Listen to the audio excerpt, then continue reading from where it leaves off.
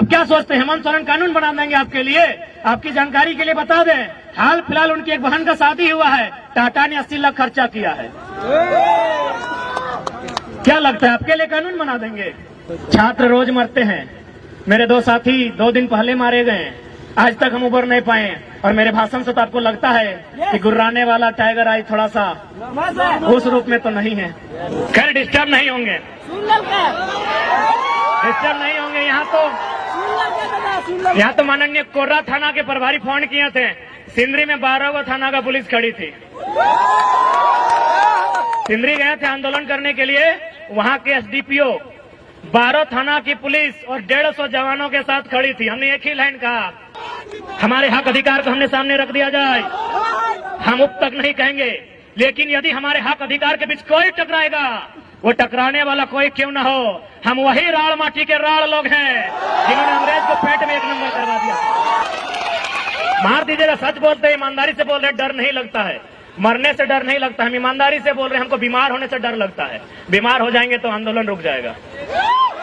यदि आपकी रांची की विधानसभा में नीतियां नहीं बनेंगी तो सादे कागज में लिख के ले लीजिए, हम लोग 2024 में झुमरा की पहाड़ में सरकार बनाएंगे। तो बहाते हुए बोलते हैं कि लोग हमको मूर्ख मंत्री बोलता है, तो हम लोग प्रेस कॉन्फ्रेंस में बोले कि भाई उन्हें मूर्ख मंत्री क्यों ना बोला जाए, वही उत्तर दे। क्या लगता है छात्रों, आपके लिए कानून बना देंगे? क्या आप साइरस मिस्त्री हैं? आप साइरस मिस्त्री हैं क्या? साइरस मिस्त्री का नाम जानते हैं? सीएमडी, टाटा के पूर्व सीएमडी थे। पहले उनकी मौत के लिए हम नमन करते हैं, श्रद्धांजलि देते हैं। जब उनकी मौत हुई तो सरकार ने देखा कि कैसे मौत हुई, बोला पीछे बैठा था, सीट बेल्ट नहीं बांधा था, पीछे बैठा था, सीट बेल्ट नहीं बांधा था। अगला दिन कानून बन गया कि आगे छोड़िए, अब पीछे भी सीट बेल्ट बांधना होगा। क्यों? क्योंकि मरने वाला साइरस मिस्त्री था। छात्र रोज मरते हैं, मेरे 2 साथी 2 दिन पहले मारे गए, आज तक हम उबर नहीं पाए। और मेरे भाषण से तो आपको लगता है कि गुर्राने वाला टाइगर आई थोड़ा सा उस रूप में तो नहीं है।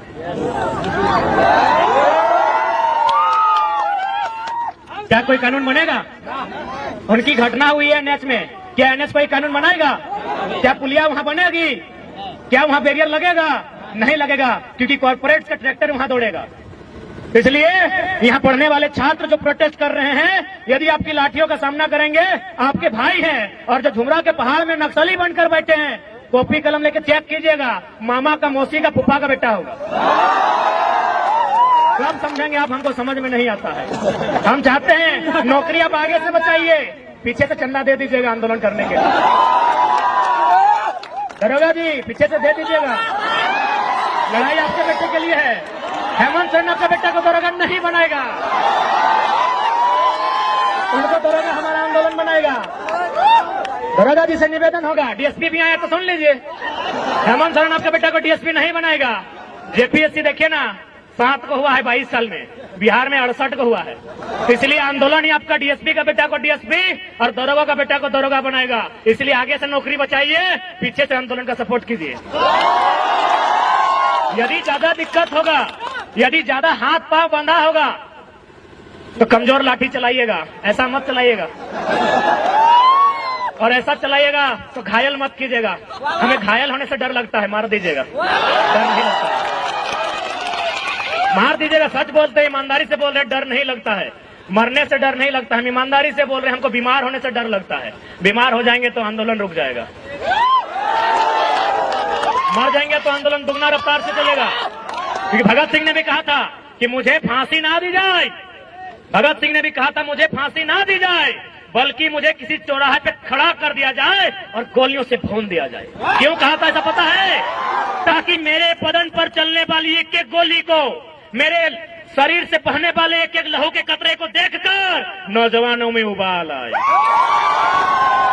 इसलिए उन्होंने कहा था हमको फांसी नहीं दिया जाए, बंद कमरे में फांसी ना दिया जाए, यदि हम गुनहगार हैं तो बीच चौराहे में खड़ा कर दिया जाए और गोलियों से भून दिया जाए।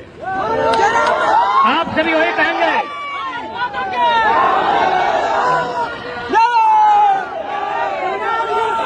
इसलिए आपसे भी निवेदन करेंगे, आप ड्यूटी कीजिए, आपकी ड्यूटी का सम्मान करते हैं, हम लोग आंदोलन करते हैं, हमारे आंदोलन का भी कोऑपरेट कीजिए। तो कुछ नहीं मिलेगा, पैसा बटुआ में नहीं रखे हैं भैया। जितने भी पुलिस के भैया लोग आए सब तो बड़े हैं दादा साहब, पैसा बटुआ में नहीं रखे हैं, पैसे SBI में रखे हैं। किसका होने वाला है पता है ना? तो वही तो लड़ाई लड़ रहे हैं, छात्रों के लिए लड़ाई लड़ रहे हैं, किसानों की बात कर रहे हैं, काहे डिस्टर्ब कर रहे हैं? खैर डिस्टर्ब नहीं होंगे, डिस्टर्ब नहीं होंगे। यहाँ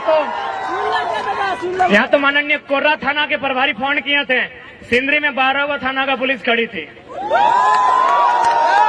सिंदरी गए थे आंदोलन करने के लिए, वहां के SDPO 12 थाना की पुलिस और 150 जवानों के साथ खड़ी थी। हमने एक ही लाइन कहा कि DSP साहब सामने आइए, अरेस्ट कर लीजिए, लेकिन उससे पहले एक लाइन बता दीजिए, ये जो जमीन अब खड़ा है गांधी मैदान से दुगना जमीन था जहां सभा हो रही थी, बोले ये जमीन हमारे पुरखों की है और इस कंपनी ने 2 रुपया डिसमिल लिया है। क्या आपका बाप का जमीन लिया है? हमने एक लाइन कहा था माननीय DSP साहब को कि DSP साहब उतना मेहनत क्या करते हैं, अरेस्टिंग करना है एकदम आके अरेस्टिंग कीजिए, हम लोग भागेंगे नहीं, लेकिन एक लाइन में उत्तर दीजिए, जिस जमीन में आकर आप खड़े हैं ये हमारी पुरखों की है, इसे 2 रुपया डिसमिल लिया गया है। क्या आपके बाप दादा की जमीन इस तरह ली गई है और उसके बाद भी आपको दिक्कत नहीं है? तो आइए ना, हम तो शमशान घाट में 1 सप्ताह में एक बार मिल जाते हैं। लाइव नहीं देखे वीडियो क्या? राजभवन से लोग देख रहे हैं, सही बोल रहे, राजभवन से देख रहे हैं, क्योंकि 29 तारीख को हम शमशान घाट में थे और विधेयक को वापस करता है कि एगो योद्धा तो घायल है। तो उन्हें पता नहीं कितना कितना योद्धा बन के तैयार है। उन्हें यह भी नहीं पता कि घायल शेर की सांसें उसकी दहाड़ से भी खतरनाक होती है। इसीलिए हमें परेशान ना किया जाए, हमारे हक अधिकार को हमने सामने रख दिया जाए। हम अब तक नहीं कहेंगे, लेकिन यदि हमारे हक अधिकार के बीच कोई टकराएगा, वो टकराने वाला कोई क्यों न हो, हम वही राड़ माटी के राड़ लोग हैं जिन्होंने अंग्रेज को पेट में 1 नंबर करवा दिया। इतिहास याद कीजिएगा, हुक्मरान में बैठे लोग 1757 में इंडियन भारत की सरजमी में बैटल ऑफ प्लासी हुई थी, बंगाल के क्षेत्र में अंग्रेजों के सामने उठा के पटक दिए गए भारत के लोग। ठीक 7 साल बाद 1764 में बैटल ऑफ बक्सर होता है इसी बिहार में, फिर भारत के लोग अंग्रेज के द्वारा पटक दिए जाते हैं, लेकिन जैसे ही वो मानभूमि में आते हैं चुहाल विद्रोह में उनको हम पैंट में 1 नंबर करा देते हैं। हम वही झारखंड के लोग हैं, हमारे अस्तित्व से नहीं टकराइएगा, हमें हमारा इतिहास मत याद दिलाइएगा। हम भी चाहते हैं वसुधैव कुटुंबकम, हम भी चाहते हैं जियो और जीने दो का सिद्धांत, हम भी चाहते हैं नदी नालों में, पर्वत पहाड़ों में, झील झरनों में प्रेम के गीत गाएं युवा, नौकरियां करें, अपना घर बसाए। हम नहीं चाहते इनके हाथों में हथियार हो, हम नहीं चाहते हैं ये विद्रोही बने, हम नहीं चाहते हैं ये बागी बने, लेकिन यदि ऐसा कुछ हुआ तो अगली सरकार झुमरा के पहाड़ में बनेगी।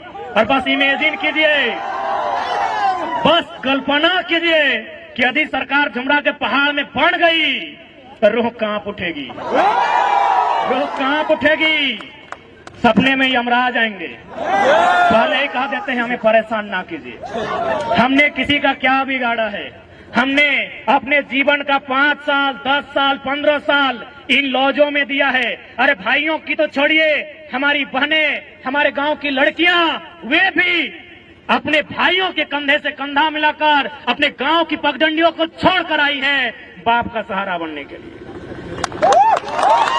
कितने शर्म की बात है, आपके पास एक पॉलिसी नहीं है।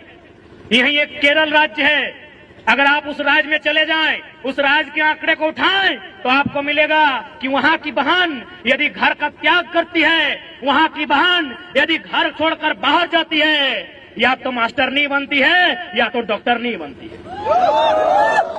लेकिन हमारे झारखंड में भाइयों की तो छोड़िए, बहनों की बात करते हैं, लड़कियों की, बालिकाओं की बात करते हैं, यदि वो घर छोड़ के जाती हैं दिल्ली में नौकरानी बनती है।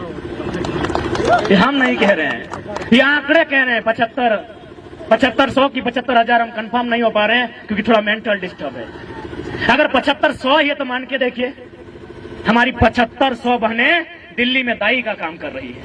अभी उस राज्य में जहां कहीं कोयला, जहां कहीं सोना, जहां कहीं अभ्रक, कहीं यूरेनियम, कहीं तांबा, कहीं लोहा, उस राज्य में हमारी बहनें दिल्ली में नौकरानी का काम करती हैं। कितना शर्म की बात है राज्य सरकार के लिए, कितनी शर्म की बात है इन IAS के लिए, जिनको IAS नहीं गधा बोला जाए, आपके लिए पॉलिसी आपके पास एक पॉलिसी नहीं है। और भी तो राज्य हैं। नागपुर में एक आईएएस अधिकारी रहते हैं, झारखंड के हैं। और ऐसा मत सोचिए कि हम लोग बच्चा है, बच्चा है, छोटा बच्चा जान समझ के ना टकराना रे। बड़ा लोग भी हम लोग को टेलीफोन करता है। एक खनन अधिकारी है जो आईएएस हैं, रांची के हैं, उनका पोस्टिंग है नागपुर में। उन्होंने हमें टेलीग्राम में एगो लेटर भेजा, उसमें शायद एनसीएल या कोई कंपनी है उड़ीसा में और तमिलनाडु में, वो माइनिंग का काम करती है। और माइनिंग सरदार तब लोग समझते हैं पॉलिटेक्निक के स्टूडेंट्स, पॉलिटेक्निक वाले ही माइनिंग सरदार बनते हैं ना। तो हम लोग तो पीएचडी के, हम लोग टेक्निक में गए नहीं, इसीलिए बताइएगा। माइनिंग सरदार की पोस्ट आई है, कहां? तमिलनाडु में और उड़ीसा में। क्या लिखा है पता है? कि वही माइनिंग सरदार बनेगा जो उड़ीसा में उड़िया भाषा का ज्ञान रखता हो और तमिलनाडु में तमिल भाषा का।